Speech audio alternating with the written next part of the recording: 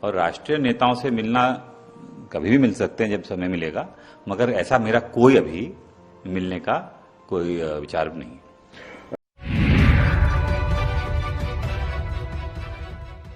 नमस्कार, इन खबर में आपका स्वागत है। उत्तर प्रदेश में योगी सरकार अभी 100 दिन पूरे करके जस्ट मना ही रही थी कि इसी बीच सरकार में खटपट की खबरें आने लगी और वह अभी ऐसी वैसी नहीं, एक नहीं 3 मंत्री नाराज हैं। Deputy chief minister Brajesh Pathak तो उसी दिन से नाराज हैं। उनकी बॉडी लैंग्वेज से साफ पता चल रहा है। जब योगी की प्रेस कॉन्फ्रेंस हुई थी, बगल में उन्होंने स्वतंत्र देव सिंह को बिठाया था और दूसरी तरफ दोनों चीफ मिनिस्टर को कर लिया था। ब्रजेश पाठक बैठने गए थे स्वतंत्र देव सिंह वाली चेयर पे कि एक तरफ एक डिप्टी चीफ मिनिस्टर रहेगा, दूसरी तरफ दूसरा डिप्टी चीफ मिनिस्टर, लेकिन योगी ने इशारा करके स्वतंत्र देव सिंह को बिठा लिया था। दरअसल केशव प्रसाद मौर्य को बैलेंस करने के लिए स्वतंत्र देव सिंह को गले लगाए हुए हैं बाबा योगी। लेकिन जो कुछ भी स्वतंत्र देव सिंह के जल शक्ति महकमे में हुआ है, उससे कहीं ना कहीं स्वतंत्र देव सिंह और योगी दोनों घिर रहे हैं। क्योंकि जो दिनेश खटीक हैं, जिन्होंने कि इस्तीफा भेज दिया है सीधे अमित शाह को, और उसमें जो आरोप लगाए कि दलित होने के नाते ना तो कोई अधिकारी सुनता है, ना उन्हें कोई काम दिया गया है। और प्रमुख सचिव के बारे में तो खास तौर पे लिखा है कि वो तो मेरा फ़ोन ही काट देते हैं। 1.5 पेज की चिट्ठी में बहुत सारी बातें लिखी हुई है, साथ में धन्यवाद भी है कि आपने हमें चांस दिया। लेकिन दिनेश खटीक के बारे में ये कहा जाता है कि स्वतंत्र देव सिंह और योगी दोनों एक हैं, इसलिए उनको जानबूझ करके परेशान किया जा रहा है। यद्यपि योगी ने ये निर्देश जारी किया, कैबिनेट की बैठक में बोला कि राज्य मंत्रियों को कैबिनेट मंत्री काम दे, लेकिन ऐसा हुआ नहीं। खटीक की नाराजगी सिर्फ इतनी ही नहीं है। दरअसल जिस मेरठ से वो आते हैं, हस्तिनापुर से जीते हैं, उस मेरठ में पिछले दिनों एक टेंट व्यापारी का कुछ लफड़ा हो गया था, जिसमें पुलिस जो है दिनेश खटीक की सुनी नहीं, जिससे वो नाराज़ हो गए कि मैं मंत्री हूँ कि नहीं हूँ। उसी के संदर्भ में उन्होंने लिखा है कि कार दे दिया, सम्मान नहीं दिया। तो उनकी नाराज़गी कई वजहों से है। योगी सरकार की खासियत ये है कि मुख्यमंत्री योगी हर हाल में लॉ ऑर्डर और जो भ्रष्टाचार है उस पर सख्त है और किसी भी सूरत में इसको बर्दाश्त करने को तैयार नहीं है। तो अधिकारियों को साफ संदेश है कि बीजेपी सत्ता पक्ष के जो भी लोग हैं, यदि गलत हैं तो एक्शन लीजिए। अब वो अधिकारी कितना लेते हैं कितना नहीं लेते हैं, तमाम सारे ऐसे मामले रोड पे जो है बहसबाजी और मारपीट दिखती रहती है, जिसमें कि अधिकारी कहीं ना कहीं सत्ता पक्ष के नेताओं का जो है लिहाज कर रहे होते हैं, वही विपक्ष के होते हैं तो उनको लाभ देते हैं। ये बात अपनी जगह पे सही, लेकिन योगी की तरफ से ऐसा निर्देश है, उसी का शिकार हो गए खटीक।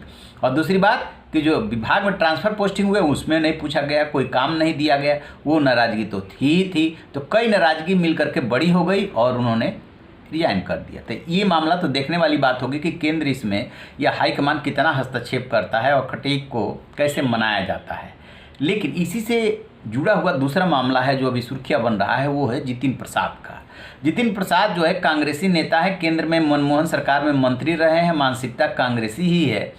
लेकिन जब देखें कि कांग्रेस बहुत दिनों तक सत्ता में नहीं आने वाली है, तो उन्होंने पाला बदल करके बीजेपी का दामन थाम लिया। बीजेपी को भी उनकी दरकार थी, क्योंकि ब्रजेश पाठक के साथ साथ जो है ब्राह्मण नेताओं की ज़रूरत थी ताकि ब्राह्मणों को साधा जा सके। उसी क्रम में ये आए, लेकिन योगी को नहीं भाए। अरविंद शर्मा भी नहीं भाए योगी को। तो इनका कनेक्शन दिल्ली से है और दिल्ली दरबार वाले योगी को भाते नहीं, ये भी हैं। और जो है उधर अरविंद शर्मा भी हैं। तो इनकी जितिन प्रसाद के साथ क्या हुआ कि अनिल पांडे को अपना ओएसडी बना करके लाए, जो उनके साथ दिल्ली में ऑलरेडी रह चुके थे। और जो भ्रष्टाचार का मामला सामने आया है ट्रांसफ़र पोस्टिंग में, उसमें 3 साल पहले जिसकी डेथ हो गई उसका भी ट्रांसफ़र कर दिया गया। राजकुमार नाम का शख्स जो कि एग्जिस्ट ही नहीं करता, उसका भी ट्रांसफ़र कर दिया गया। तो अब इस बात से तो कोई इनकार कर ही नहीं सकता कि हाँ इसमें गड़बड़ नहीं हुआ है। योगी ने 3 IAS की कमेटी बना दी, कमेटी ने रिपोर्ट दे दी। उसके बाद अनिल पांडे को रुखसत कर दिया गया, विजिलेंस जाँच की जो है सिफारिश कर दी गई। बहुत सारे मनोज गुप्ता समेत तमाम अभियंताओं को निलंबित कर दिया गया। अब जितिन प्रसाद फंस गए हैं, भागे भागे वो दिल्ली पहुंचे हैं गृह मंत्री अमित शाह और बीजेपी अध्यक्ष JP नड्डा से मिलने के लिए, लेकिन यहाँ पे इन नेताओं ने मिलने का समय नहीं दिया। अब जितिन प्रसाद क्या कह रहे हैं जरा सुन लीजिए। ऐसी कोई बात नहीं है, नाराजगी का कोई प्रश्न नहीं उठता। हम लोग मुख्यमंत्री जी के नेतृत्व में उत्तर प्रदेश में कार्य कर रहे हैं और यही प्रयास है कि जनता की आकांक्षाओं पर खरा उतरें। और राष्ट्रीय नेताओं से मिलना कभी भी मिल सकते हैं जब समय मिलेगा, मगर ऐसा मेरा कोई अभी मिलने का कोई विचार नहीं है। जैसा कि आपने सुना, वो कह रहे कि नहीं जब मौका मिलेगा हम मिल लेंगे, अभी तो हम योगी जी के नेतृत्व में काम कर रहे हैं और भ्रष्टाचार पे जीरो टॉलरेंस है, हम उसको बर्दाश्त करेंगे। तो है क्या कि जितिन प्रसाद और स्वतंत्र देव सिंह दोनों का मामले को जरा देखिए। स्वतंत्र देव सिंह योगी के नज़दीक हैं, दिनेश खटीक उनके राज्य मंत्री नाराज हैं, भ्रष्टाचार के आरोप लगा रहे हैं, ट्रांसफर पोस्टिंग में भ्रष्टाचार के आरोप लगा रहे हैं, इधर कोई कार्रवाई नहीं। जितिन प्रसाद का भ्रष्टाचार पकड़ा गया, मतलब उनके मंत्रालय और विभाग का भ्रष्टाचार पकड़ा गया, कार्रवाई हो गई, इसको लेकर के सवाल उठ रहे हैं। अब बात करते हैं ब्रजेश पाठक की। ब्रजेश पाठक जो है डिप्टी चीफ मिनिस्टर इस बार बनाए गए। आपको बता दें कि जिस समय स्वामी प्रसाद मौर्य वगैरह पार्टी छोड़ करके जा रहे थे चुनाव से पहले, ऐसा लगा जैसे कि भगदड़ मच जाएगी बीजेपी से। उस समय कहते हैं कि अमित शाह ने सीधे इनको फ़ोन किया था ब्रजेश पाठक को, और ये भी जाने वाले थे, और कहा था कि रुकिए। तब इन्होंने 2-3 शर्तें रखी थी। एक तो अपना विधानसभा क्षेत्र बदलने की शर्त रखी थी, वो उन्होंने मान लिया था, और उसके बाद डिप्टी चीफ मिनिस्टर वाली बात आई थी, उसमें भी अमित शाह ने आश्वासन दिया। दोनों इनके आश्वासन पूरे हुए। डिप्टी चीफ जो अब इनको मिल गए हैं, पहले इनका डिपार्टमेंट तो लॉ का था, उनको इन्होंने चिट्ठी लिखी थी कि कैसे एक साहित्यकार की डेथ हो गई और एम्बुलेंस तक नहीं मुहैया करा पाया, कह रहे थे कि बहुत अच्छी व्यवस्था है।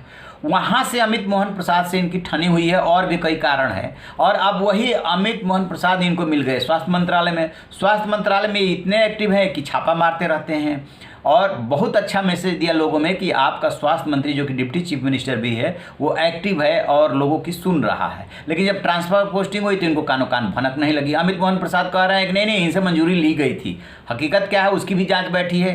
तो ये तो अभी थोड़ा शांत है, लेकिन अंदर से खुश नहीं है ब्रजेश पाठक। और उधर जो है जितिन प्रसाद जो है अशांत हैं, चाहते हैं लेकिन उन्हें कहीं से लिफ्ट नहीं मिल रहा है। दरअसल 2024 का लक्ष्य एकदम सामने दिख रहा है, इसलिए योगी सरकार भ्रष्टाचार पे जो जीरो टॉलरेंस नीति पे चल रही है उसमें केंद्र भी कोई या हाईकमान भी छेड़छाड़ करने वाला नहीं है। अब खास बात यह कि दिनेश खटीक के मामले में पार्टी क्या करती है, स्वतंत्र देव सिंह बुला के उनसे बात करते हैं, उनको काम सौंपते हैं, कैसे इसको सुलझाते हैं, इस पर नज़र रहेगी। लेकिन इंसाफ होना ही नहीं चाहिए, इंसाफ दिखना भी चाहिए। एक मंत्री के मामले में एक व्यवहार और दूसरे मंत्री के मामले में दूसरा व्यवहार, ये दिख रहा है, ये विरोधी आरोप लगा रहे हैं। तो क्या कैसे योगी जी इससे निपटते हैं, इस पर हमारी नज़र रहेगी। रहिए बेखबर, देखते रहिए इन खबर। Thank you. इन खबर चैनल को सब्सक्राइब करें।